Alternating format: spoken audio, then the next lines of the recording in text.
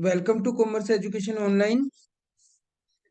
तो अभी next topic हम करेंगे issue of shares, sorry issue of debentures for consideration other than cash.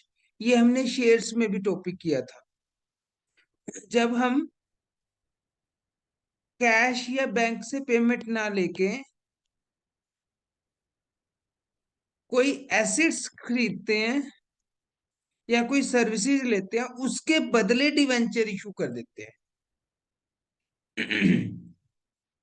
समझ रहे हो बेटा? यानी हमने शेयर्स या डिवेंचर्स के बदले कोई एसेट्स ली है। हमने पहले शेयर के बदले ली थी पिछले चैप्टर में, यहाँ डिवेंचर के बदले। वो किस किस केस में हो सकता है?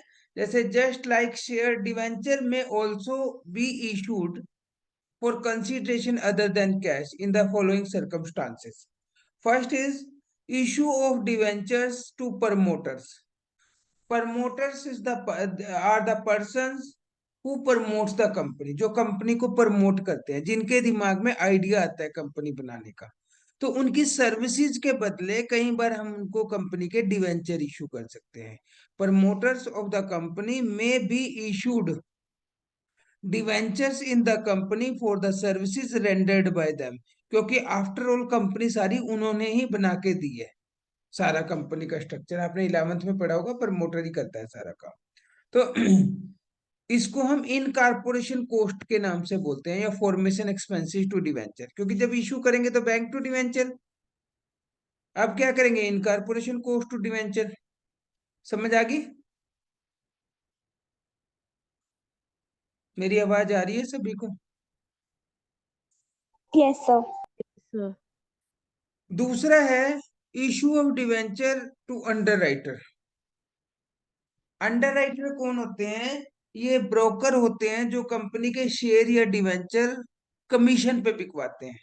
सपोज करो मेरी कंपनी के शेयर या डिवेंचर बिक नहीं रहे, मुझे डाउट है कि कंपनी के डिवेंचर या शेयर मार्केट में पूरी तरह नहीं बिकेंगे, तो मैं क्या कर लेता हूँ? अंडरराइट कर लेता हूँ अंडरराइटर से। कैसे? कि भैया मेरे डिवेंचर, मैंने आस्था को ये बोला कि you are the underwriter of my company, आप क्या करो, मेरे डिवेंचर्स का जिम्मेवारी आप ले लो कि 2000 डिवेंचर आपने बेचने हैं, उसके बदले में आपको कमीशन दूंगा। लेकिन इस अंडरराइटर के लिए एक बात बता दूं, ऐसा नहीं है कि आस्था के पास नहीं बिके तो आस्था मेरे पास वापिस लेके आ गई। ऐसा नहीं होता।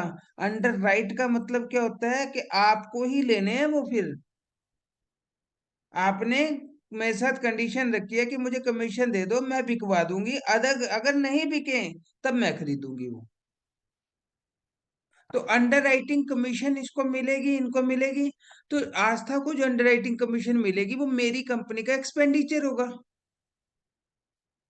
तो कमीशन एक्सपेंडिचर होता है तो डेबिट होता है, +1 में हमने सीखा है। यहाँ अंडर राइटिंग कमीशन लिख दिया उसका नाम, उसमें क्या है? कमीशन पे किया, commission to cash. Underwriting commission पे किया, underwriting commission to cash या टू बैंक। अब हमने दी तो है नहीं, तो टू आस्था करूंगा ना अंडर राइटर का नाम। Underwriting commission account debit to underwriter, उसका नाम जो भी है। और फिर अंडर राइटर डेबिट, अब उसको बैंक से पेमेंट करनी थी, तो उसके बदले मैंने क्या दे दिया? उसको डिवेंचर दे दिया उतनी अमाउंट। रितिका, खुशी, क्लियर है बेटे? Vaibhav, yes sir yes underwrite, underwriters account debit to, मतलब सिंपल सी बात है, commission to underwriter, underwriter to under debenture, to bank करने की बजाय। देखो, अंडर राइटिंग कमीशन यहाँ ड्यू हुई है नरेशन में, यहाँ allotment of debenture to underwriter for the commission due to them, उनको अलॉट कर दिए डिवेंचर पूरी अमाउंट के एक साथ, इंस्टॉलमेंट में ना मंगवा के। तीसरे नंबर पे, पहले नंबर पे क्या कहा इसने? प्रमोटर को दे दिए। दूसरे नंबर पे कहा अंडरराइटर को कमीशन के बदले दे दिए। तीसरे नंबर पे इसने कहा issue of debenture to vendor, जो पिछले टॉपिक में, पिछले इशू ऑफ शेयर में भी किया था, कि हमने एसिड्स ली, एसिड्स टू वेंडर, और वेंडर को क्या दे दिया? टू बैंक करना था ना, टू डिवेंचर दे दिया उसके बदले। और वो वेंडर को हम प्रीमियम पे देंगे तो vendor to debenture to security premium, discount पे देंगे vendor discount to debenture.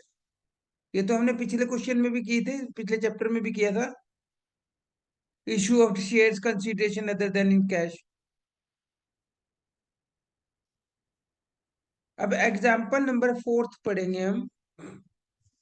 A company purchased assets of the book value 99,000 from another company. एक कंपनी ने 99,000 की दूसरी कंपनी से एसेट्स परचेज की।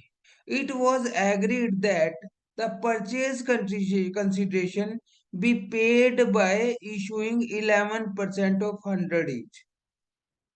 और ये डिसाइड हुआ कि जो उसके बदले परचेज कंसिडरेशन देना था वो 100 का डिवेंचर उसके बदले इशू कर देंगे। Assume that debentures have been issued.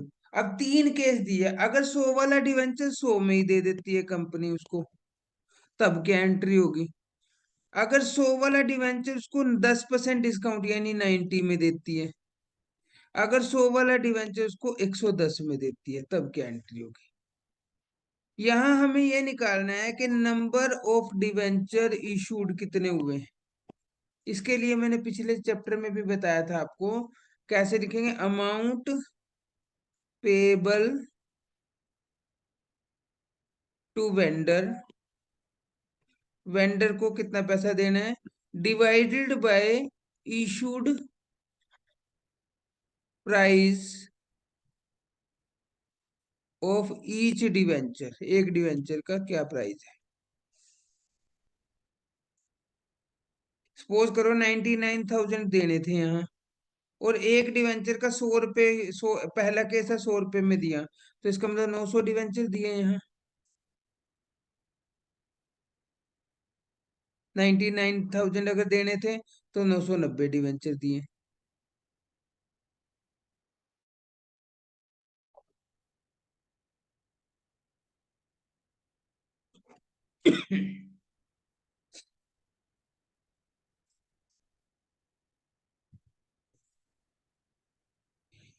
अगर 99,000 रुपीज देने थे उसके, तो सेकंड केस क्या है? एक 90 रुपीज का एक डिवेंचर लगाया, इशू प्राइस 90 रुपीज, तो यहाँ 1100 डिवेंचर दिए उसको। तीसरा केस क्या है? 99,000 का है और एक डिवेंचर 110 का लगाया, तो 900 डिवेंचर दिए। समझ आ गया तीनों केसेस में?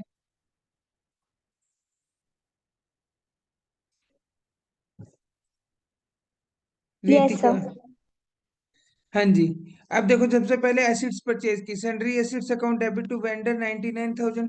अब case number first, vendor debit to debenture 900 debenture issue किए, ये तो सिंपल ही हो गया। दूसरे केस में वेंडर डेबिट, अब डिस्काउंट पे इशू किए ना, तो amount payable to vendor divided by issued price, 1100 debenture issue किए, तो डिवेंचर कैपिटल जो बनेगी वो 1100 गुना 10, 100, 1,10,000 रुपये। और वेंडर के 99, बाकी क्या हो गया? डिस्काउंट डेबिट हो जाएगा, 1100 डिवेंचर इंटू 10, ये डिस्काउंट आ जाएगा। और फिर जो 11,000 था, वो आप उसको राइट ऑफ कर दोगे profit and loss account debit to discount on debenture. और अगर प्रीमियम पे इशू किए तो तीसरा केस क्या है कि 99,000 डिवाइडेड बाई 900 डिवेंचर इशू किए, तो vendor debit 99,000 to debenture 900 into 100, face value कितनी है? 100, 90,000, बाकी 900 इंटू 10, 900 इंटू 10, 9,000 जो है सिक्योरिटी प्रीमियम आ जाएगा। समझ आ गए बेटे? Yes sir. यस। तो आज आपके ये यहाँ से